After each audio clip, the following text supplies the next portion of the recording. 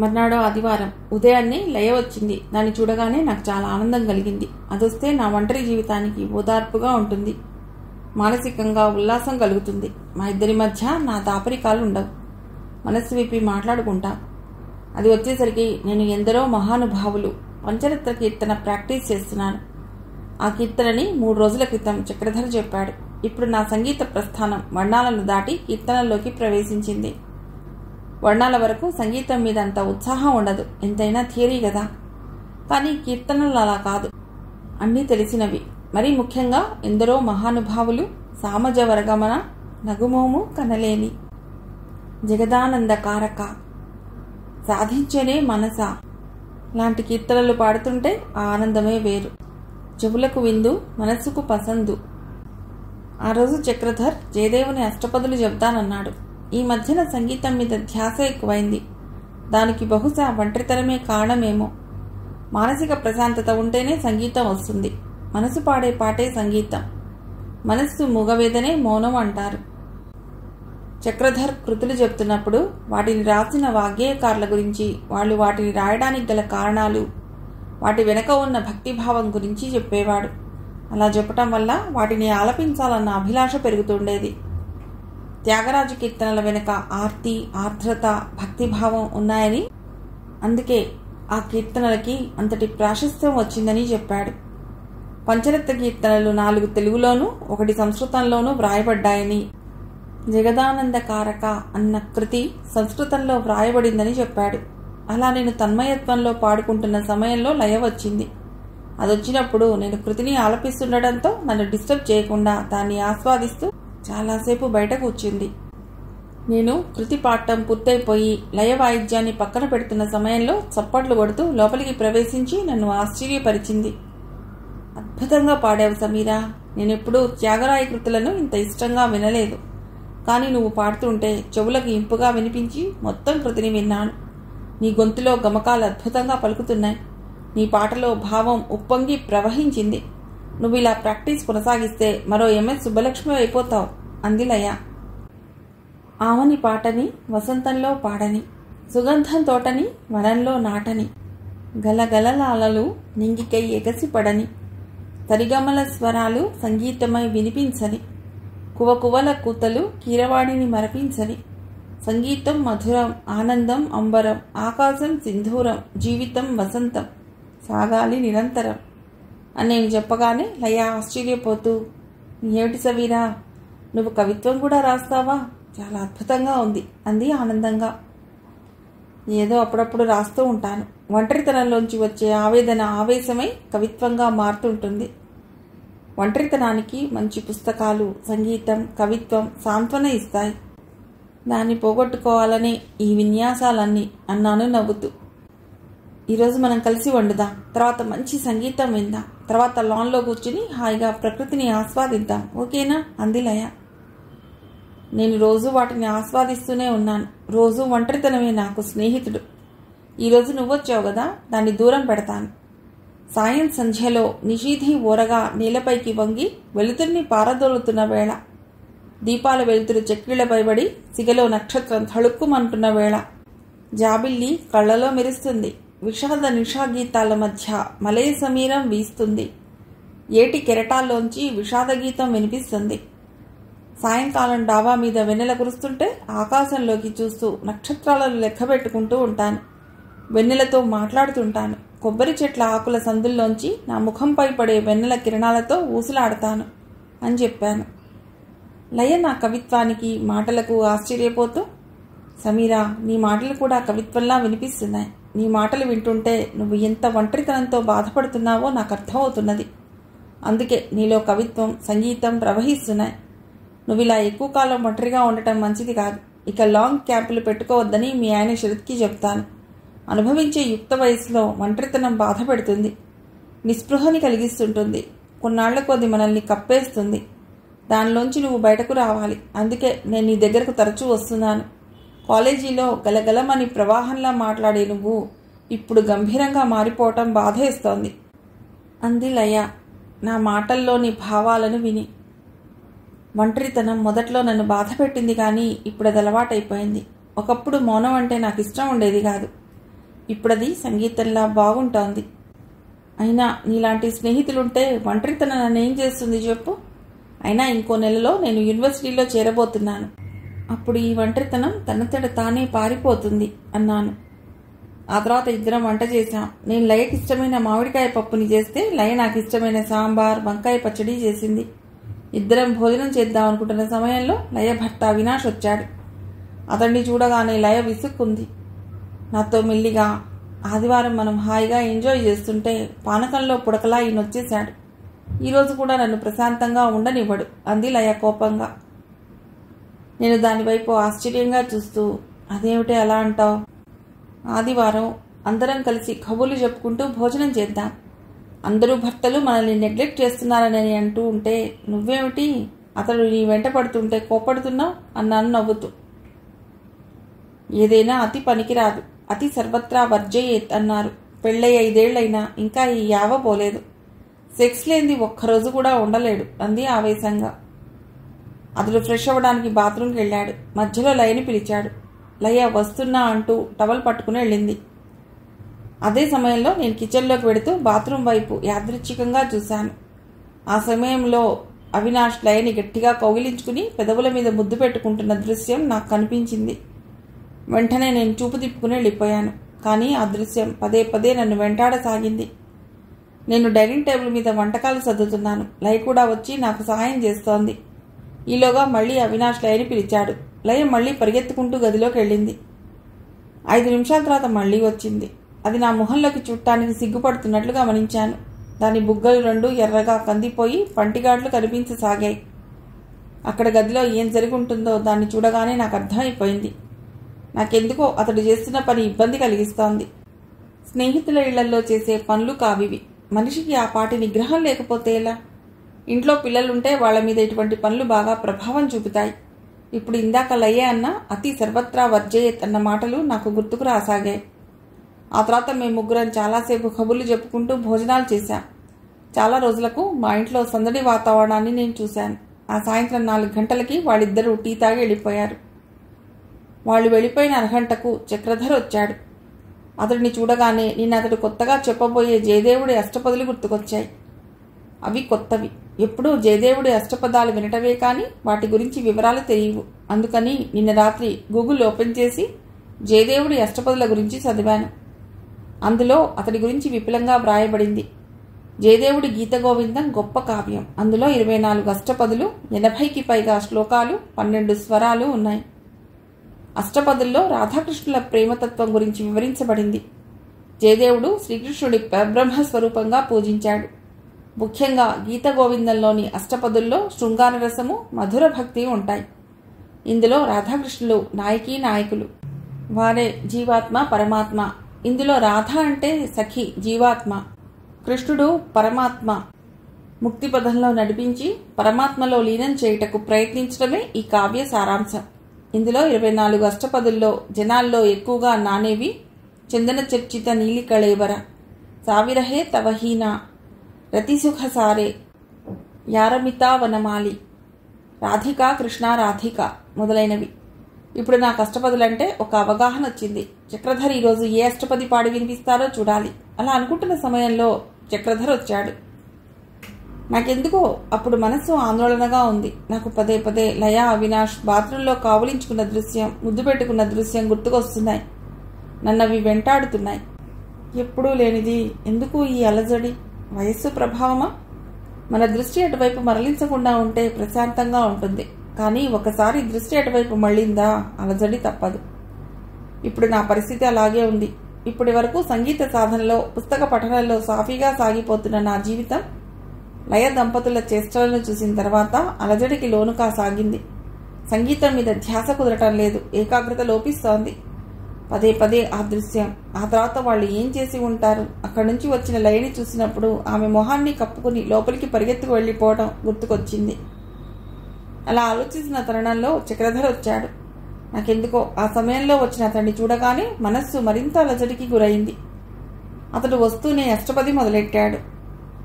ధీర సమీరే యమునా తీరే, వసతి వనే వనమాలి, గోపీపీన పయోధర మర్ధన కంచెల కరయుగ సారే, రతిసుఖసారే గతమభిసారే మదన మనోహర వేషం నకురు తంబిని గమన విళంబనం మనసురతం హృదయేశం. రాధా, కృష్ణుడు నీకోసం యమున ఒడ్డున ఎదురు చూస్తున్నాడు, వెంటనే వెళ్ళు. అతడు గోపికల వక్షోజాలను చేతులతో మర్దిస్తున్నాడు, నీకోసం అతడు మురళిని వాయిస్తున్నాడు అని అతడు అర్థం చెప్పి అష్టపదిని పాడసాగాడు. నాకు అతడు చెప్పింది అర్థం కావటం లేదు. ఒంట్లో వేడి సెగలు, కళ్లల్లో కోరిక, మనసు వశం తప్పుతున్నది.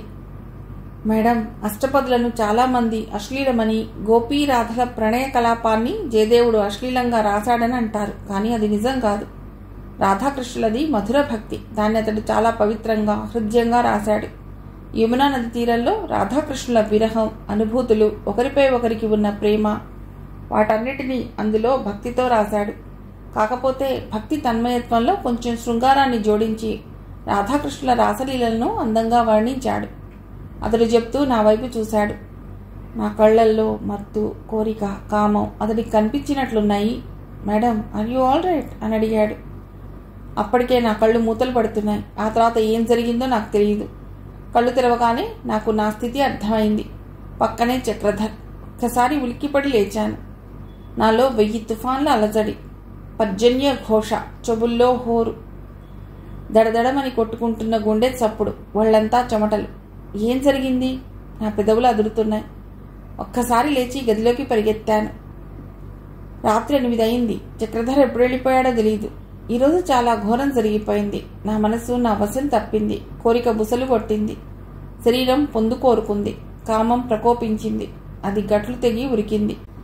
చక్రధర్ కూడా నా వాలకం చూసి పట్టుదప్పినట్లున్నాడు. నన్ను వశపరుచుకున్నాడు అనే కంటే అతడు కూడా కామవాంఛకి లోనయ్యాడు అనటం సరి అయింది. అది కేవలం అతడి తప్పు కాదు. అతడికి ఆ కోరిక కలిగేటట్లు చేసిన నాదే తప్పు. నా ప్రవర్తన ఆ సమయంలో ఎవరికైనా అటువంటి కోరిక కలిగిస్తుంది. దానికి తోడు అష్టపదిలోని శృంగారం యొక్క ప్రభావం, లయ భర్తల సరసాలు, ఇవన్నీ నా మనసు మీద బాగా ప్రభావం చూపినట్లున్నాయి. ఏదైనా తప్పు జరిగిపోయింది. అది జరిగిన తర్వాత 2 గంటల పాటు స్నానం చేశాను. స్నానం చేస్తే శరీరంలోని మలినం పోతుంది కానీ జరిగిన తప్పు పోదు, ఆ మత్స పోదు. కామాతురాణం నభయం నలజ్జ, ఇది ప్రస్తుతం నాకు సరిపోతుంది. నా మనస్సు నుండి ఆ అపరాధ భావం ఎన్ని స్నానాలు చేసినా పోదు. ఒక్కోసారి మన మనస్సు మన మాట వినదు. మనకు తెలియకుండా అది పరుల వశం అవుతుంది. ఇది సమర్థించుకునేందుకు బాగుంటుంది కానీ తప్పు నాది కాదు అని చెప్పి తప్పించుకోవటం సమర్థనీయం కాదు. ఏదైనా తప్పు జరగటానికి నేనే కారణం. నేను అలా ప్రవర్తించకపోయి ఉంటే అతడు ధైర్యం చేసి ఉండేవాడు కాదు. తన ముందు నిలబడి మాట్లాడటానికే భయపడ్డ చక్రధర్ ఇంత సాహసం చేశాడంటే తను ఎంత నీచంగా ప్రవర్తించిందో. ఈ ఆలోచన రాగానే నా మీద నాకే అసహ్యం కలుగుతున్నది. స్త్రీకి స్వేచ్ఛ, స్వాతంత్రం, మగవాళ్లతో సమానమైన హక్కులు అని తరచూ మాట్లాడే నేను ఏదో ఆవేశంలో జరిగిన పనికి ఇంత బాధపడ్డమేమిటి? ఆడది తనకిష్టమైన పని చేయాలి అని తరచూ చెప్పే నేను ఈరోజు నాకు ఇష్టమైన, నా అంగీకారంతో జరిగిన పనికి ఎందుకింత మదనపడుతున్నాను? ఇది ద్వంద్వ ప్రవృత్తి కాదా? పాశ్చాత్య దేశాల్లో ఇటువంటివి ఎంతో సహజం, పెద్దగా పట్టించుకోరు. మరి మన దేశంలో అది తప్పు. ఏమిటి తేడా? ఆలోచనలతో నా మస్తిష్కం వేడెక్కిపోతోంది. ఈరోజు తను శీలం కోల్పోయిందా? శీలం అంటే కేవలం పెళ్ళైన భర్తతో శృంగారం చేయటమేనా? ఇతరులతో చేస్తే శీలం కోల్పోయినట్లా? అసలు శీలం అంటే ఏమిటి? మరి మానసిక వ్యభిచారం చేసే వాళ్ల శీలం సంగతి ఏమిటి? అయినా శరీరానికి కోరిక కలిగినప్పుడు దాన్ని తీరిస్తే అది తప్పెలా అవుతుంది? ఎందరో భర్తతో సంసారం చేసి తర్వాత అతడితో విడాకులు తీసుకుని ఇంకొకరిని పెళ్లి చేసుకున్నప్పుడు అప్పుడు శీలం కోల్పోయినట్లు కాదా? అసలు భర్త అంటే ఎవరు? తాళి కడితేనే భర్త. మరి కోరికను తీర్చని వాడు భర్త ఎలా అవుతాడు? అంటే నేను నా తప్పుని సమర్థించుకుంటున్నానా? అసలు నేను తప్పు చేశానా? తప్పు చేస్తే దాన్ని సరిచేసుకోవచ్చు. మరి నేను ఆ తప్పుని ఎలా సరిచేసుకోవాలి? అసలు నా ఈ తప్పుకి కారణం శరత్. అతడు క్యాంపులని బయటకు తరచూ వెళ్ళకపోతే ఈరోజు ఈ తప్పు జరిగి ఉండేది కాదు. మళ్ళీ నేను దీన్ని తప్పు అంటున్నాను అంటే నిజంగా జరిగింది తప్పేనా? మరి సహజీవనం చేస్తున్న వాళ్ళ సంగతి ఏమిటి? ఇష్టం ఉన్ననాళ్ళు కలిసి ఉండి శారీరక సుఖాలు అనుభవించి విడిపోయిన వాళ్ళు చేస్తున్నదేమిటి? ఎంత ఆలోచిస్తున్నా నాకు సరైన సమాధానం దొరకటం లేదు. అలా ఆ రాత్రంతా ఆలోచిస్తూనే ఉన్నాను. అప్పుడు నాకు చక్రధర్ గుర్తుకొచ్చాడు.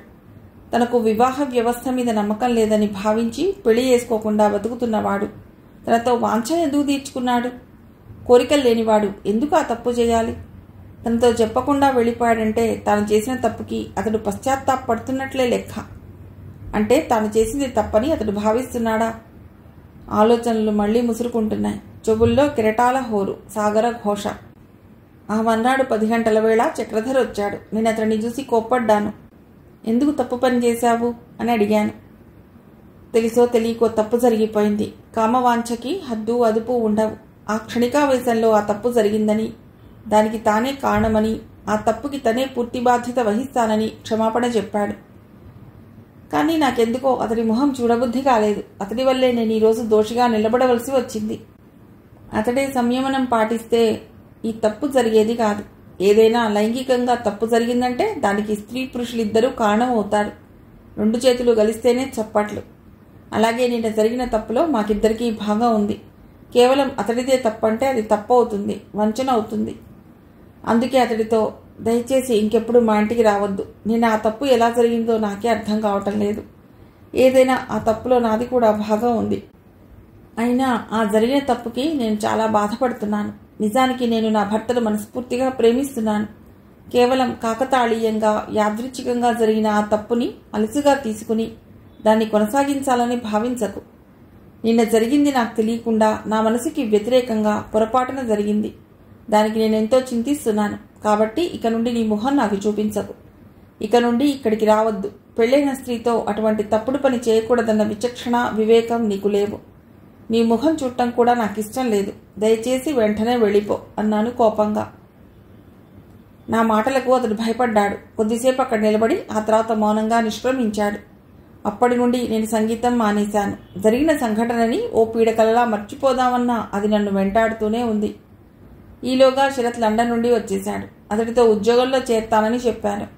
ఉద్యోగం అవసరం ఏమిటని ప్రశ్నించాడు. ఇదివరకులా నేను ఊరుకోదలుచుకోలేదు.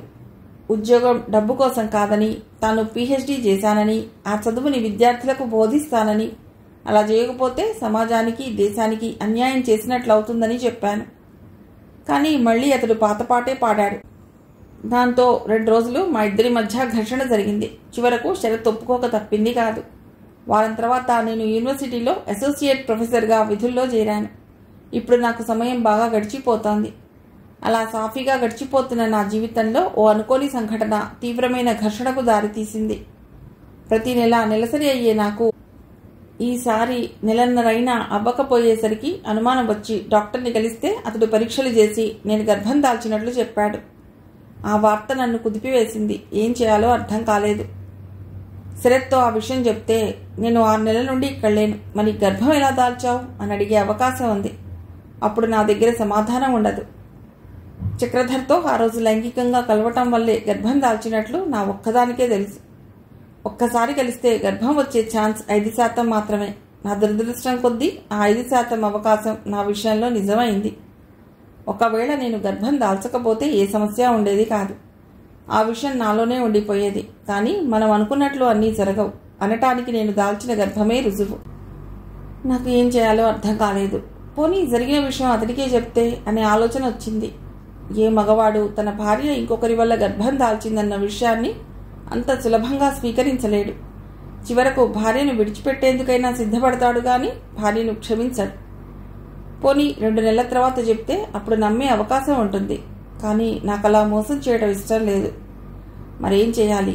ఇలా ఆలోచనలతో నా మస్తిష్కం వేడెక్కిపోతోంది. ఏం చేస్తే ఈ సమస్యని అధిగమించవచ్చో నాకు అర్థం కావటం లేదు. ఆ మర్నాడు శరత్ పని మీద హైదరాబాద్ వెళ్ళినప్పుడు నేను లయకు ఫోన్ చేసి ఇంటికి రమ్మనమని చెప్పాను. నేను యూనివర్సిటీ నుండి రాగానే స్నానం చేసి ఫ్రెష్ అయ్యేసరికి లయ వచ్చింది. ఏమిటి అర్జెంటుగా రమ్మన్నావు? ఎనీథింగ్ టు సే అంది లయ. నాకు ఒక సమస్య వచ్చి పడింది. దాని గురించి నీతో మాట్లాడాలని పిలిచాను అన్నాను. నీకు సమస్య? అందరి సమస్యలు తీర్చే నీకే సమస్య? ఇంట్రెస్టింగ్. ఏమిటో చెప్పు అంది నవ్వుతూ.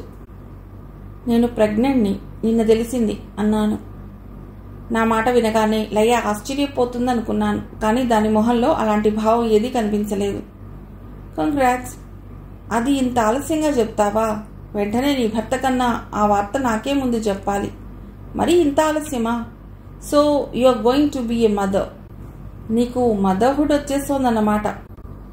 Congrats once again for would be mother. అది సరే, ఏదో సమస్య అన్నావు, ఏంటది అని అడిగింది. నాకు దాని మాటలు ఆశ్చర్యం కలిగించాయి. అది తెలిసి మాట్లాడుతుందా లేక నన్ను ఆట పట్టిస్తోందా అన్న సంశయం కలిగింది. ఆర్ యూ జోకింగ్ అన్నాను కోపంగా. జోకా? లేదే, నా మాటల్లో జోకే ఉంది అని అడిగింది. నేను ప్రెగ్నెంట్ అయ్యానంటే నువ్వు లైట్గా తీసుకుంటున్నావు అందుకు. ఏ, ఆడది ప్రెగ్నెంట్ అవ్వడం అన్నది చాలా బరువుగా తీసుకుని విచారించాలా, సానుభూతి చూపించాలా? ఏం మాట్లాడుతున్నావు అంది లయ ఆశ్చర్యంతో. లయ, నువ్వు తెలిసి మాట్లాడుతున్నావా? 6 నెలల నుండి శరత్ ఇక్కడ లేడు. ఇప్పుడు నేను ప్రెగ్నెంట్ అయ్యాను. ఇప్పుడు అర్థమైందా దీని సీరియస్నెస్ అన్నాను దానితో. నా మాటలు విన్న తర్వాత లయ మొహంలో రంగులు మారటాన్ని గమనించాను. వెంటనే అది మౌనం దాల్చింది. ఇప్పుడు దాని మొహంలో ఆశ్చర్యంతో కూడిన ఉద్విగ్నత. కొద్దిసేపటికి అది తేరుకుంది. అవునే, నేను ఈ విషయాన్ని ఆలోచించలేదు. ప్రెగ్నెంట్ అయ్యావనగానే అందులో మొదటిసారి అయ్యావు కాబట్టి నా మనసు అవేవి ఆలోచించకుండా అలా మాట్లాడేశాను. ఐఎమ్ సారీ, ఎలా జరిగింది? ఎనీథింగ్ సీరియస్ అంది. ఆమె మాటలకు నేను వెంటనే సమాధానం చెప్పలేదు. ఇద్దరి మధ్య మళ్లీ మౌనం. ఫ్యాన్ చప్పుడు తప్ప అక్కడంతా నిశ్శబ్దం. మధ్యలో గోడ గడియారం ముళ్ళు చేస్తున్న శబ్దం నిశ్శబ్దాన్ని భంగపరుస్తోంది. చెప్పు సమీరా, ఏం జరిగింది? How is it possible? Anything gone wrong? ఇదే విషయాన్ని ఇంకెవరు చెప్పినా నమ్మేసేదాన్ని, కానీ చెప్పింది నువ్వు కాబట్టి ఆశ్చర్యపోతున్నాను. ప్లీజ్ టెల్ మీ అంది లయ. ఆమె మాట్లాడుతుంటే నూతిలోంచి వస్తున్నట్లున్నది స్వరం. Yes, something went wrong. నేను తప్పు చేశాను. తెలిసి కాదు, నాకు తెలియకుండా జరిగిపోయింది. ఎవరతను? నీకు దగ్గరెలా అయ్యాడు? ఎవరిని దగ్గరికి రానియని నీ వ్యక్తిత్వం నాకు తెలుసు. నీ సర్కిల్లోకి ప్రవేశించాలంటే అంత సులభం కాదు. అందుకే నేను నీకు ఏకైక స్నేహితురాల్ని. I know how tough you are. ఎలా జరిగింది? Please speak out. చెప్పు. నీ ఆలస్యం నాలో టెన్షన్ని పెంచేస్తోంది అంది లయ. చక్రధర్ క్రితం నెల సంగీతం చెప్పడానికి వచ్చినప్పుడు ఎలా జరిగిందో, ఎందుకు జరిగిందో నాకు తెలియదు. నా చేతిలోంచి అది జారిపోయింది. ఏ బలహీనతలను కప్పేసిందో తెలియదు, కానీ తప్పు జరిగిపోయింది. అందుకే ఇప్పుడు నీ ముందు దోషిగా నిలబడవలసి వచ్చింది అన్నాను చెమర్చిన కళ్ళను తుడుచుకుంటూ. నమ్మలేకుండా ఉన్నాను. ఇది కళా నిజమా? చెప్పు. ఇది అబద్ధం అని చెప్పు. నన్ను ఆట పట్టిస్తున్నానని చెప్పు. ఒక్కసారి ఒత్తిడి నుండి రిలాక్స్ అయిపోతాను అంది లయ. ఇప్పుడు దాని కళ్ళు చెమ్మగిల్లటం గమనించాను. చెప్పాను కదే, బలహీనత. ఒక్కోసారి మన శరీరమే మన మాట వినదు. కోరిక మనల్ని డామినేట్ చేస్తుంది.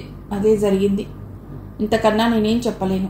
అందుకే మగవాళ్ళని మనం ఒంటరిగా ఉన్నప్పుడు రానివ్వకూడదని పెద్దలు చెప్తారు. ఎందుకంటే అప్పుడు ఏదైనా జరిగే అవకాశం ఉంది. చాలా మంది అహల్యని ఇంద్రుడు మోసం చేసి కోరిక తీర్చుకున్నాడని చెప్తారు. కానీ దేవేంద్రుడు తన భర్త గౌతముని వేషంలో వచ్చాడని తెలిసిన తర్వాత కూడా అతడి కోరికను తీర్చిందని రామాయణంలో చెప్పబడింది. మరి అంతటి పతివ్రత అహల్య ఆ పని ఎందుకు చేసింది? ఆమెకు తెలియకనా? ఇది అంతే. ఆమె గొప్ప పతివ్రత, గౌతమ మహర్షి భార్య అయినా నిందపడింది. భర్త శాపానికి గురయింది. మనసుతో పాటు తాను కూడా శిల అయిపోయింది. నేను ఆ మహాపతివ్రత అంత గొప్పదాన్ని కాదు, కానీ నేను కూడా ఏదో బలహీనతకు లోనయ్యాను. చెబుతూ మౌనం వహించాను. నా కళ్ళల్లో చెమ్మ. మాటలు రాకుండా దుఃఖం ఆపేస్తోంది. కొద్దిసేపటికి మామూలై మళ్లీ చెప్పటం కొనసాగించాను. అలా అని నేను చేసిన తప్పుని సమర్థించుకోవటం లేదు. తప్పు తప్పే. అయితే ఇది తప్పేనా? మగవాళ్ళు ఇదే పని ఇంకో స్త్రీతో చేస్తే వాళ్ళు మనలాగే బాధపడతారా చెప్పు?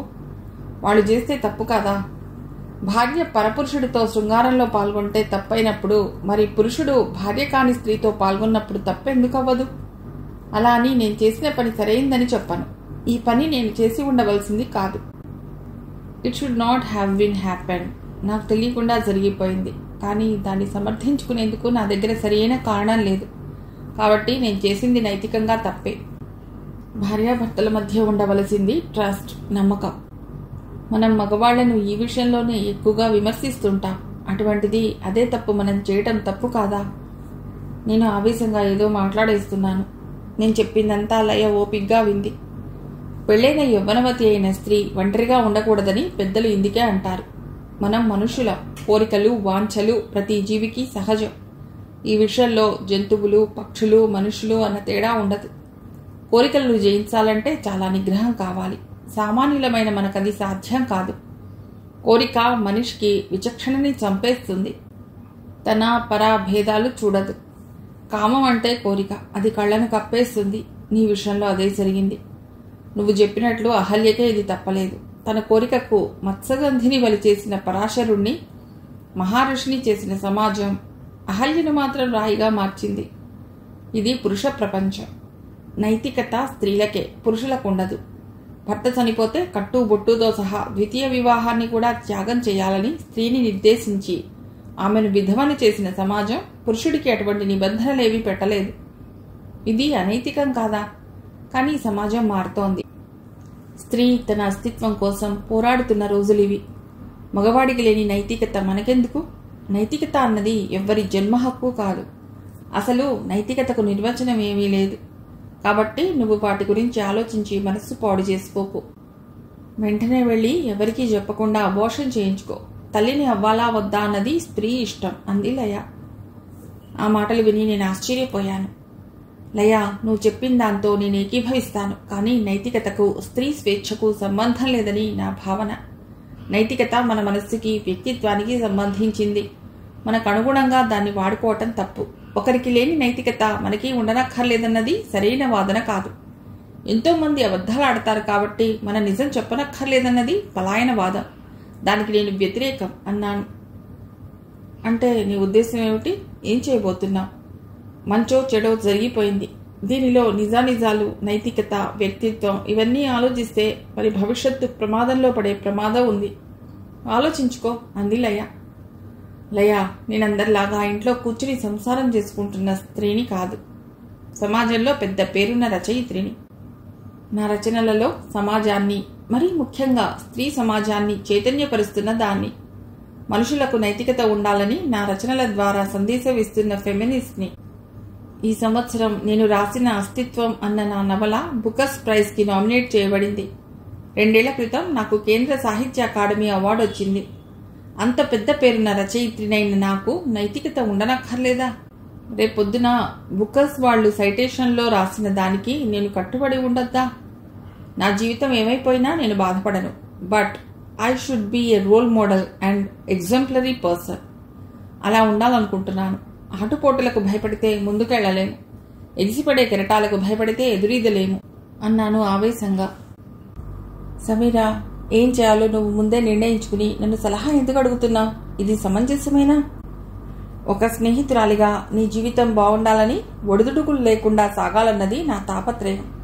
మనం ఆచరించి చెప్పాలన్నది వివేకానందుడి ఆలోచన. కానీ భగవద్గీతను చెప్పిన కృష్ణుడు నేను చెప్పింది చెయ్యి, చేసింది చెయ్యొద్దు అని లోకానికి చాటి చెప్పాడు. ఒక్కోసారి మనం చెప్పిన మంచి మనకి చెడు చెయ్యొచ్చు. అశ్వత్థామ హతః కుంజరః అన్న ధర్మరాజు చిన్న అబద్ధం తప్పులేదని చెప్పకనే చెప్పాడు. ఏదైనా చెప్పే ముందు ఆలోచించుకో. ఒకసారి మాట నోరు జారిందో అది మన అదనపు తప్పవుతుంది అంది లయ. ఒక స్నేహితురాలుగా నువ్వు చెప్పింది అర్థం చేసుకున్నాను. ఏం చేయాలో ఆలోచించి చేస్తాను. నా మేలు కోరి నువ్వు ఇచ్చిన సలహాకి కృతజ్ఞతలు అన్నాను. సమీరా, ఎట్టి పరిస్థితుల్లోనూ నువ్వు గర్భవతి అన్న విషయాన్ని శరత్కి చెప్పొద్దు. దానివల్ల అనవసరంగా అపార్థాలు పెరుగుతాయి. నువ్వేం కావాలని చేయలేదు, పొరపాటున జరిగింది. ఆ పొరపాటుని దిద్దుకుంటే సరి. అబోర్షన్ చేయించుకుంటే అన్ని సమస్యలు తొలగిపోతాయి. ఆ తర్వాత హాయిగా భావి జీవితాన్ని గడపవచ్చు. ఇది ఒక పీడకల అనుకో, దాన్ని మర్చిపోవాలి. దాని గురించి ఆలోచిస్తుంటే మరింత దిగులు తప్ప ఇంకేం ఉండదు. Think before you act. Okay, నేను వస్తాను అని చెప్పి వెళ్ళిపోయింది లయ. ఆమె వెళ్ళిన వైపే చూస్తూ ఆలోచించసాగాను. ఆ మర్నాడు ఉదయం టిఫిన్ తింటున్నప్పుడు శరత్తో ఆ విషయం చెప్పాలని నిర్ణయించుకున్నాను. నిన్న రాత్రి లయ వెళ్ళిపోయిన తర్వాత చాలాసేపు ఆలోచించి ఎట్టి పరిస్థితుల్లోనూ శరత్కి నేను గర్భం దాల్చిన విషయం చెప్పాలని నిర్ణయించుకున్నాను. అతనికి చెప్పకుండా ఈ విషయం దాచదలుచుకోలేదు. చెప్పడం వల్ల జరిగే ఏ విపరీత పరిస్థితులకైనా ఎదుర్కోవటానికి నేను సిద్ధపడే ఈ పనికి పూనుకున్నాను. అంతగా ఇష్టం లేకపోతే విడాకులు కోరవచ్చు. అంతకన్నా పెద్దగా జరిగేదేముంది? దానికి నేను సిద్ధపడే ఈ విషయం చెప్పాలని నిర్ణయించుకున్నాను. శరత్ వచ్చి టిఫిన్ తింటున్నాడు. శరత్, నేను ప్రెగ్నెంట్ అయ్యానని నిన్న డాక్టర్ చెప్పారు. ఇది 2వ నెల అని చెప్పడం ప్రారంభించగానే శరత్ ఒక్కసారిగా డైనింగ్ టేబుల్ మీద నుండి లేచి, సమీరా, ఏం చెప్తున్నావు? నువ్వు చెప్తున్నది నిజమేనా? మరి ఈ విషయం ఇంత ఆలస్యంగా చెప్తావా అంటూ నన్ను అమాంతం గాల్లోకి ఎత్తి చుట్టూ తిప్పసాగాడు. అతడు అలా తిప్పుతుంటే నా కళ్ళు తిరగటం మొదలైంది. కొద్ది క్షణాల తర్వాత అతడు నన్ను కిందకు దించాడు. సమీరా, నిజంగా అది చాలా గుడ్ న్యూస్. మన వాళ్ళందరికీ చెప్పాలి. ఇక నుండి నువ్వు చాలా జాగ్రత్తగా ఉండాలి. ఎందుకంటే మన బిడ్డ నీ కడుపులో పెరుగుతున్నాడు. వాడు ఎప్పుడు బయటికి వస్తాడా, ఎప్పుడు ఎత్తుకుని ముద్దాడతానా అని ఆతృతగా ఉంది అంటూ ఫ్రిడ్జ్లో ఉన్న స్వీట్ తెచ్చి నా నోట్లో పెట్టాడు. నాకు అతడి ప్రవర్తన విపరీతంగా అనిపించింది. నేను చెప్పిన వార్త విని ఆవేశపడి కోప్పడతాడనుకున్న నాకు అతడి ఆనందం ఆశ్చర్యం కలిగించింది. శరత్, నేను చెప్పింది శ్రద్ధగా విను. నేను తప్పు చేశాను, నీకు ద్రోహం చేశాను. అది నాకు తెలియకుండానే జరిగిపోయింది. నేను ఆ మాటలు చెప్తుంటే నాకు ఏడుపు పెళ్ళుబుకింది, కంట నీరు మొదలైంది. సమీరా, నాకు వారసుని ఇవ్వటం తప్పెలా అవుతుంది చెప్పు? నువ్వేం తప్పు చేయలేదు. తప్పంటూ చేస్తే నేను ఇన్నాళ్ళు పట్టించుకోకపోవటం అనే తప్పు నేనే చేశాను. ఇంకేం చెప్పకు. నా జీవితంలో ఇదొక గొప్ప రోజు. ఈ ఇంటికి వారసుడు వస్తున్న రోజు. Letter celebrate. ఈ విషయంలో ఇంకేమీ చెప్పొద్దు అని గట్టిగా అరుస్తూ అందరికీ ఫోన్లు చేయడం మొదలెట్టాడు.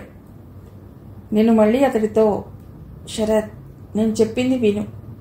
విన్న తర్వాత నీ నిర్ణయం చెప్పు అని చెప్తుంటే, ఏం చెప్పకు, నేను వినేది లేదు. ఈ ఆనందకరమైన విషయాన్ని సెలబ్రేట్ చేసుకోవాలి. ఇక నువ్వేం చెప్పొద్దు. చెప్పవలసిన మంచి వార్త ఏదో చెప్పేశావు కదా, ఇక మిగతా అంతా నేను చెప్తాను అంటూ హాల్లోకి వచ్చి మా పనివాళ్ళను పిలిచి నేను తల్లిని కాబోతున్నట్లు వాళ్ళందరికీ గట్టిగా చెప్పి స్వీట్స్ పంచాడు. ఆ తర్వాత అందరికీ ఫోన్లు. ఆ సందడిలో నేను చెప్పాలనుకున్న విషయం బధిర శంఖారావం అయింది. నాలోంచి పెళ్ళుబుకుతున్న ఆవేశం కట్టలు తెగిపోకుండా బయటకు రాకుండా అతడి చేష్టలు నిలిపివేశాయి. నాకు చెప్పటానికి అతడు అవకాశం ఇవ్వలేదు. కొద్దిసేపటి తర్వాత అతడు నా దగ్గరికి వచ్చి నా కడుపు మీద చేయి వేసి ఆప్యాయంగా దాని మీద తడుపుతూ, హ్యాపీ డే డార్లింగ్. మన వారసత్వం గురించి నేను చాలా ఆందోళన పడ్డాను. నాకు పిల్లలు పుడతారో లేదోనని భయపడ్డాను. వాటినన్నింటినీ పటాపంచలు చేస్తూ నువ్వు తీయని కబురు చెప్పావు అన్నాడు ఆనందంగా. ఆ సమయంలో శరత్ని చూస్తుంటే నేను చెప్పాలనుకున్న విషయం చెప్పబుద్ధి కాలేదు. చెబితే అతడు వినే స్థితిలో లేడు కదా. పైపెచ్చు డిప్రెషన్కి లోను కావచ్చు. నేను తల్లిని కాబోతున్నానన్న విషయం కన్నా తాను తండ్రిని కాబోతున్నాడన్న ఆనందమే అతడి మొహంలో కనిపిస్తోంది.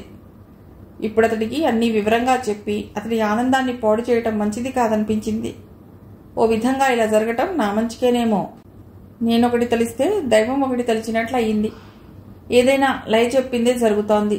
లయ చెప్పింది కాదని శరత్కి అన్ని నిజాలు చెప్పేద్దాం అనుకున్న నా ఆలోచన శరత్ ప్రవర్తనతో ఆగిపోయింది. ఇందులో నా తప్పేమీ లేదు. నేను మనస్ఫూర్తిగా అతడికి నిజం చెప్దామని అనుకున్నాను.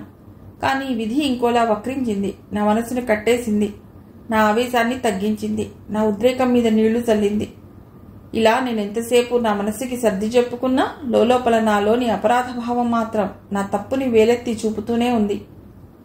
నేను అవకాశవాదినని, అందుకే అతన్ని ఎదిరించి నిజం చెప్పలేదని నన్ను నిలదీయసాగింది. ఇలా నాలో సంఘర్షణ మొదలైంది. కొద్దిసేపటి తర్వాత అతడికి నిజం చెప్దామని మళ్ళీ నిర్ణయించుకున్నాను. ఇంతలో శరత్ వచ్చి, సమీరా, ఈరోజు నా స్నేహితులందరినీ లంచ్కి పిలిచాను. దసపల్లాలో గ్రాండ్ లంచ్. త్వరగా తయారవు. ఈ కాబోయే అమ్మకు అందరూ అభినందనలు తెలపటానికి వస్తున్నారు. లెటర్ సెలబ్రేట్ అంటూ మేడ మీదకు పరుగు పరుగున వెళ్ళాడు. నాకు శరత్ ప్రవర్తన మీద అనుమానం వచ్చింది. నిజంగా తెలిసే చేస్తున్నాడా లేక ఇందులో ఏదైనా కల్మషం ఉందా అన్న సందేహం కలిగింది. కానీ నా సైకాలజీ ప్రకారం అతడు నిజంగానే ఆనందిస్తున్నాడని, కల్మషం ఏమాత్రం లేదని అనిపించడంతో నా మనస్సు కుదుటపడింది. ఆ తర్వాత నేను అబోర్షన్ గురించి ఆలోచించడం మానేశాను. లయకి జరిగింది చెప్తే ఆనందించింది. 9 నెలల తర్వాత నాకు మా బాబు శ్రీహర్ష పుట్టాడు. తెల్లగా నల్లటి జుట్టుతో అందంగా పుట్టిన బాబును చూసి శరత్ చాలా సంతోషించాడు. వాడి కళ్ళు తన కళ్ళలాగే పెద్దగా ఉన్నాయని, నోరు ముక్కు తనవేనని ఆనందంతో చెప్పాడు. అప్పటి నుండి బాబుని వదిలేవాడు కాదు. ఒక్కోసారి ఆఫీసుకు కూడా వెళ్లకుండా వాడితో ఆడుకుంటూ ఇంట్లోనే ఉండిపోయేవాడు. ఆ తర్వాత మా మధ్య ఏ విధమైన సమస్యలు లేకుండా జీవితం గడిచిపోయింది. అలా ప్రశాంతంగా హాయిగా సాగిపోతున్న నా జీవితంలో చక్రధర్ తాను చనిపోయిన తర్వాత నా పేరిట రాసిన ఆస్తి విల్లు పెను దుమారం రేపింది. నేను పూర్తిగా మర్చిపోయిన చక్రధర్ మళ్లీ ఇలా విల్లు రూపంలో వచ్చి నాలో అశాంతిని రేపాడు. అంతకు 6 నెలల ముందు అతడి నుంచి నాకు ఒక ఉత్తరం వచ్చింది. ఒకరోజు నేను యూనివర్సిటీ నుండి ఇంట్లోకి వస్తుండగా పోస్ట్ మ్యాన్ ఒక ఉత్తరాన్ని తెచ్చి ఇచ్చాడు. అది నేను ఎవరు రాశారో, ఎక్కడి నుండి వచ్చిందోనని ఫ్రమ్ అడ్రస్ చూశాను. అది చక్రధర్ రాసిన ఉత్తరం. అప్పటికే అతన్ని పూర్తిగా మర్చిపోయాను. నేను 10 సంవత్సరాల క్రితం అతన్ని చూశాను అంతే. ఆ తర్వాత ఒక్కసారి మధ్యలో శ్రీహర్ష పుట్టినప్పుడు వాణ్ణి చూడటానికి మా ఇంటికి వచ్చాడు. అప్పుడు అతడితో నేను ముభావంగా ఉండి మాట్లాడకపోవటంతో పిల్లవాడిని చూసి వెళ్ళిపోయాడు. అప్పటి నుండి అతడి ఊసే లేదు. అతడి గురించి నేను పూర్తిగా మర్చిపోయాను. అటువంటి సమయంలో మళ్ళీ ఒక ఉత్తరం వచ్చింది. దాన్ని వెంటనే చదవాలని అనుకున్నాను. కానీ ఇంతలో శరత్ రావటంతో దాన్ని నా బెడ్రూమ్లో ఉన్న బీరువాలో చీరల కింద దాచిపెట్టేసి ఆ తర్వాత దాని విషయం పూర్తిగా మర్చిపోయాను. ఆ తర్వాత లాయర్ వచ్చి చక్రధర్ క్యాన్సర్తో చనిపోయాడని, తన ఆస్తిలో 10 కోట్ల విలువైన విశాఖపట్టణంలోని ఇంటిని నా పేర రాశాడని ఒక విల్లు తెచ్చి ఇచ్చిన తర్వాత నాకు ఆశ్చర్యం కలిగింది. అసలు అతడు నాకు మాట వరుసకు కూడా చెప్పకుండా నా పేర విల్లు రాయటం నాకు ఆశ్చర్యంతో పాటు బాధ కూడా కలిగించింది. ఆ విల్లు వల్ల శరత్కి నా మీద లేనిపోని అనుమానం కలిగింది. దాంతో నేను లేనప్పుడు నా పడక గదిలో దొంగతనంగా ప్రవేశించి ఆనాడు నాకు చక్రధర్ రాసిన ఉత్తరాన్ని చదివాడు. నిజానికి ఆ విల్లుని చూసిన తర్వాత నాకు ఆ ఉత్తరం గుర్తుకు వచ్చి బీరువాలో చూస్తే అది అక్కడ లేదు. అప్పుడు నాకు శరత్ మీద అనుమానం కలిగింది. నేను బెడ్రూమ్కి వెళుతున్నప్పుడు శరత్ వడివడిగా బయటకు రావటాన్ని నేను చూశాను. అందుకే అతడి మీద అనుమానం కలిగింది. అనుమానం కాదు, అతడే ఆ ఉత్తరాన్ని చదివాడు. అందులో ఏం రాశాడో తెలియదు. బహుశా తను చేసిన తప్పు వల్ల నాకు గర్భం వచ్చి శ్రీహర్ష పుట్టాడని, కాబట్టి శ్రీహర్ష తన బిడ్డేనని, వాడికి బయోలాజికల్ ఫాదర్ని తానేనని, తాను క్యాన్సర్తో త్వరలో చనిపోబోతున్నాడు కాబట్టి ఒకసారి కొడుకుని తీసుకొచ్చి చూపించమని నన్ను అభ్యర్థించి ఉంటాడు. ఆ ఉత్తరం చదివిన తర్వాత శరత్ ప్రవర్తనలో మార్పుని గమనించాను. మొదట విల్లు ఆ లాయర్ తెచ్చినప్పుడు నా పేర ఆ 10 కోట్ల విలువైన ఇంటిని ఎందుకు రాశాడోనని అతడికి అనుమానం వచ్చి అది పెనుభూతల్లా పెరిగి అది చివరకు నా గది, నా బీరువా వెతికే వరకు వచ్చింది. ఈ అనుమానం ఎంతవరకు పెడుతుందో, ఏ అలజడికి దారి తీస్తుందో, నా సంసార జీవితంలో ఇది ఏ మార్పులకు దారి తీస్తుందో కాలమే చెప్పాలి. ఇంతలో పనివాడు రావటంతో ఆలోచనలోంచి బయటపడ్డాను. గతంలోంచి వాస్తవంలోకి వచ్చాను. కళ్ల ముందు గతమైన నిన్నటి వర్తమానం అది. నా జీవితంలో జరిగిపోయిన గతం అది. గతం అంటే జరిగిపోయిన నిన్నటి వర్తమానం. ఆ మర్నాటి నుండి శరత్ ప్రవర్తన మారిపోయింది. ఎప్పుడూ శ్రీహర్షని తన దగ్గరే పడుకోబెట్టుకునే శరత్ ఆ రోజు నుంచి నా దగ్గరకు పంపించేశాడు. దానికి అతడు చెప్పిన కారణం ఏంటంటే అతడి పనిని డిస్టర్బ్ చేస్తున్నట్ట. మరి ఇదివరకు చేయలేదా? ఇది ఒక బహానా మాత్రమే. అంటే అతడిలో శ్రీహర్ష తనకు పుట్టినవాడు కాదన్న భావన అతడికి కలిగినట్లు నాకు అర్థమైంది. అయినా అది ఒక విధంగా నాకు మంచి చేసింది. ఇప్పుడు నా కొడుకు నా దగ్గరే పడుకుంటున్నాడు. రోజు శరత్ నాతో కలిసి టిఫిన్ చేసేవాడు. కానీ ఆ రోజు నుండి అది కూడా మానేశాడు. తనకు టైం లేదని చెప్పి బయట తింటున్నాడు. అలాగే రాత్రిపూట తన గదిలో మందు ఎక్కువగా తాగుతున్నాడు. మేమిద్దరం మాట్లాడుకుని అప్పుడే 10 రోజులకు పైగా అయింది. రాను రాను మా ఇద్దరి మధ్య దూరం పెరుగుతున్నది. నాకెందుకో ఈ ముసుగులో గుద్దులాట నచ్చడం లేదు. డైరెక్ట్గా నన్ను అడగవచ్చు కదా. నిజానికి ఆ రోజు జరిగింది నేను చెప్తుంటే అతడే చెప్పకుండా అడ్డుపడ్డాడు.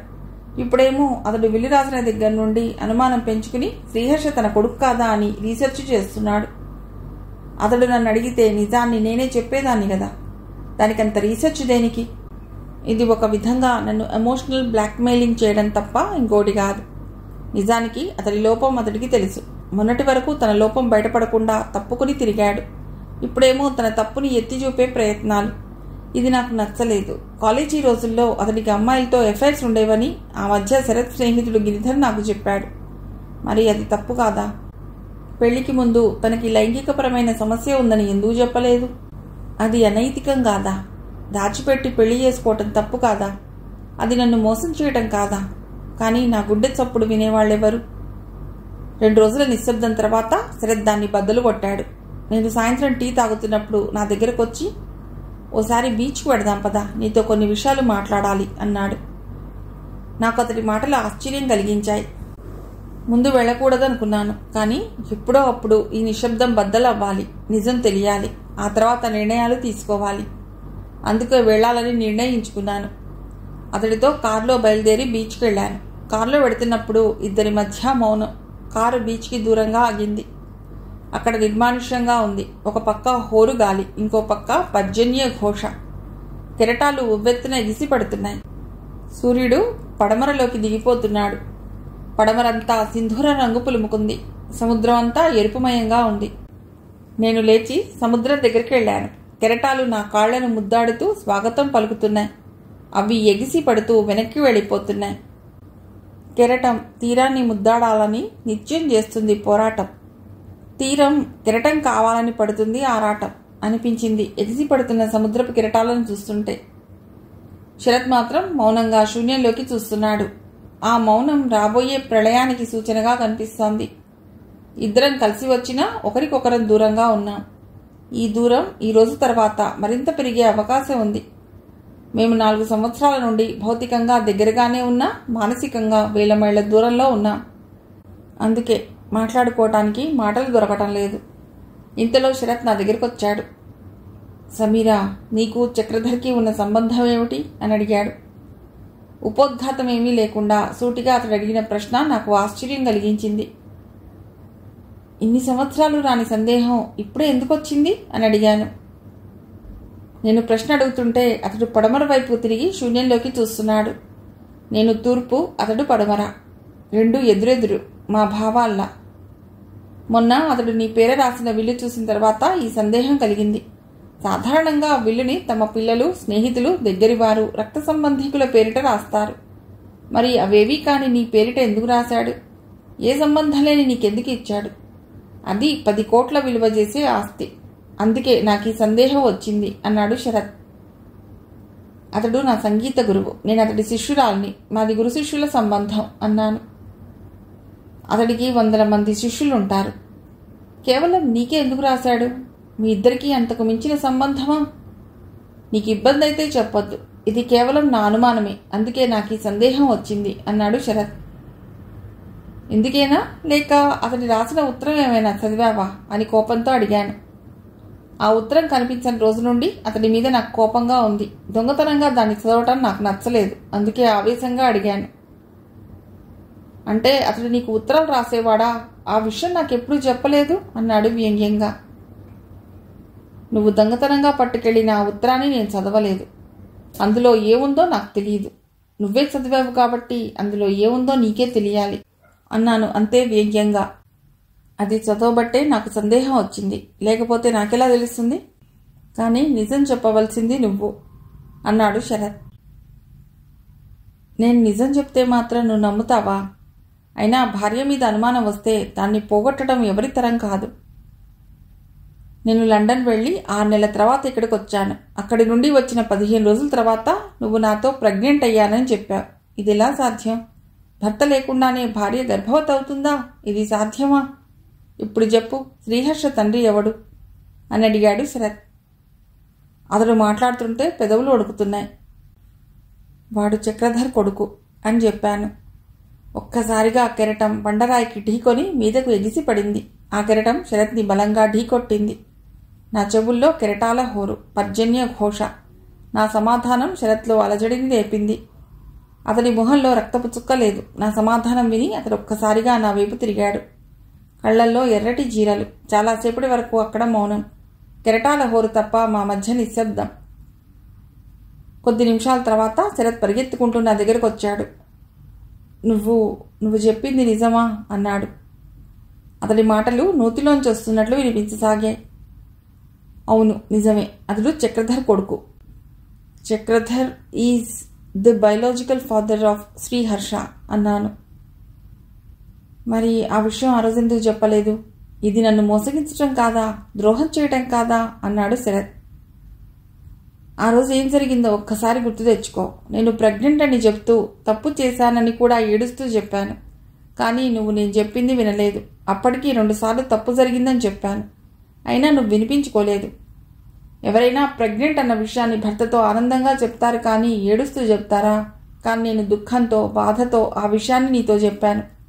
అయినా 6 నెలలు నువ్వు ఇక్కడ లేవు కాబట్టి నేను గర్భం ధరించాను అని చెప్పగానే నీకెందుకు అనుమానం రాలేదు? ఆ సమయంలో ఎవరికైనా ఆ సందేహం కలుగుతుంది. కానీ నీకెందుకో అది కలగలేదు.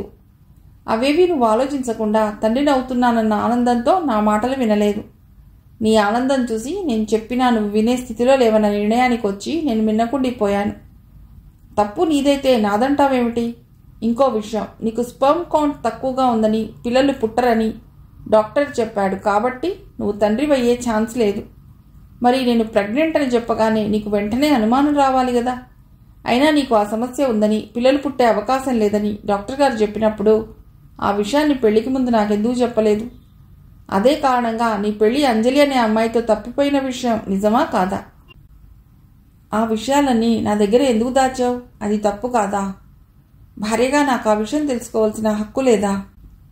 ఒక భర్తగా నీకు తండ్రివయ్యే అర్హత లేదన్న విషయాన్ని భార్యకు చెప్పవలసిన కనీస బాధ్యత నీకు లేదా? అదృష్టవశాత్తు డాక్టర్ గారి దగ్గరకు నేను వెళ్ళినప్పుడు అతడి ద్వారా నాకు తెలిసింది. కానీ లేకపోతే ఇప్పటికీ ఆ విషయం తెలిసేది కాదు. పెళ్లికి ముందు నీకు సమస్య ఉందన్న విషయాన్ని నాకు చెప్పి, అయినా నాకు ఇష్టమైతేనే పెళ్లి చేసుకోవటం తప్పు కాదు. కానీ నాకు చెప్పకుండా మోసం చేసి పెళ్లి చేసుకోవటం నేరం. నాకు తల్లినయ్యే అవకాశాన్ని దూరం చేయటం ద్రోహం. ఆ హక్కు నీకెక్కడిది? ఇది ముమ్మాటికి మోసం అన్నాను ఆవేశంగా. నేను చేసింది మోసమైతే నువ్వు చేసింది మోసం కాదా? నేను లేనప్పుడు ఇంకొకరితో అక్రమ సంబంధం పెట్టుకుని గర్భం దాల్చటం మోసం కాదా? అది ద్రోహం కాదా? ఇది భార్యాభర్తల మధ్య పెళ్లి అనే పవిత్ర బంధాన్ని అపహాస్యం చేసినట్లు కాదా? ఆ నమ్మకాన్ని వమ్ము చేసినట్లు కాదా అని నన్ను ఆవేశంగా ప్రశ్నించాడు. ఒక ఆవేశంలో నా వల్ల తప్పు జరిగింది. దానికి నేను చింతించాను, చాలా విచారించాను. తర్వాత అతడిని దూరం పెట్టాను. అయినా దీనికి ప్రధాన కారణం నువ్వే. పెళ్లైన తర్వాత నీకున్న లైంగిక సమస్యల వల్ల నాతో ఎప్పుడూ కలవలేదు. ఆ విషయం నాకు చెప్పకుండా పని ఒత్తిడి, బిజీ పేరిట నాకు దూరంగా ఉంటూ వచ్చావు. ఒక వయసులో ఉన్న ఆరోగ్యమైన స్త్రీకి భర్తతో లైంగిక వాంఛ తీరనప్పుడు ఇటువంటి తప్పుడు పనులు జరిగే అవకాశాలు ఎక్కువ. అయినా నేను చేసిన తప్పుని నేను సమర్థించుకోవటం లేదు. నేను చేసింది తప్పే, దీనికి ఏ శిక్ష అనుభవించడానికైనా నేను సిద్ధం అని చెప్పాను. తప్పు చేశానంటే సరిపోతుందా? ఈ విషయం పిల్లవాడు పుట్టినప్పుడు ఎందుకు నాకు చెప్పలేదు? నాకు పెళ్లికి ముందే లైంగిక సమస్యలు ఉన్నమాట నిజం. అటువంటి సమస్యలు చాలామందికి ఉంటాయి. అందుకోసమే నేను డాక్టర్ సలహా మీద మందులు వాడుతున్నాను. ఇది భార్యకు చెప్పవలసిన అవసరం లేదు. దీనిలో నేను చేసిన మోసం ఏమిటో నాకు అర్థం కావటం లేదు అన్నాడు శరత్. పెళ్లికి ముందు కాబోయే భార్యను నఖశిఖ పర్యంతం పెళ్లి చేసుకోబోతున్న భర్తే కాకుండా వాళ్ల కుటుంబ సభ్యులంతా చూస్తారే. అటువంటప్పుడు భార్యాభర్తల బంధానికి అతి ముఖ్యమైన లైంగికపరమైన సమస్యలు ఏవైనా ఉంటే అది చెప్పవలసిన బాధ్యత లేదా? నీకున్న ఆ లైంగిక సమస్య వల్ల నేను తల్లినయ్యే అర్హత కోల్పోయాను. స్త్రీకి తల్లి అవ్వటం, అమ్మ అని పిలిపించుకోవటం అన్నవి దేవుడిచ్చిన వరాలు. ఆ వరాలను నాకు దక్కకుండా నువ్వు చేశావు. అది ద్రోహం కాదా? ఏదో పొరపాటు జరగటం వల్ల నేను తల్లినయ్యాను గాని లేకపోతే ఈ జన్మకు అది సాధ్యమై ఉండేది కాదు. నువ్వే గాని పెళ్లికి ముందే ఆ విషయాన్ని నాకు చెప్పి ఉంటే నిన్ను పెళ్ళాడాలా వద్దా అని నేను నిర్ణయించుకునేదాన్ని. నాకు తెలిసి పెళ్లి చేసుకుంటే అది నీ తప్పు అవ్వదు. కానీ నాకు చెప్పకుండా ఆ విషయాన్ని దాచి పెళ్లి చేసుకోవటం ముమ్మాటికి నీ తప్పే. ఇవన్నీ తెలిసి నువ్వు దాచావంటేనే నీ మోసం అర్థమవుతున్నది. పెళ్లి చేసుకుంటే చచ్చినట్లు జీవితాంతం నీ దగ్గరే పడి ఉంటానన్న ధైర్యంతోనే కదా నన్ను ఆ విషయాన్ని దాచి పెళ్లి చేసుకున్నావు. ఇలాంటి నీతో ఇన్నాళ్లు కాపురం చేసినందుకు నన్ను నేనే శిక్షించుకోవాలి. తిరిగి నాది తప్పంటూ దబాయిస్తున్నావు. తప్పు ఇద్దరిలో ఉంది. నా తప్పుని నేను దిద్దుకుంటాను. అందుకు ఏం చేయాలో నాకు తెలుసు అన్నాను. ఏం చేయబోతున్నావు అని అడిగాడు శరత్ అసహనంగా. ఏం చేయాలో రేపు చెబుతాను శరత్, ఈ రోజంతా నన్ను ఆలోచించుకొని అని చెప్పి కార్ దగ్గరకు వచ్చేశాను. ఆ తర్వాత ఇద్దరం ఇంటికి వచ్చేశాం. మిగిలిన కథ తర్వాతి భాగంలో.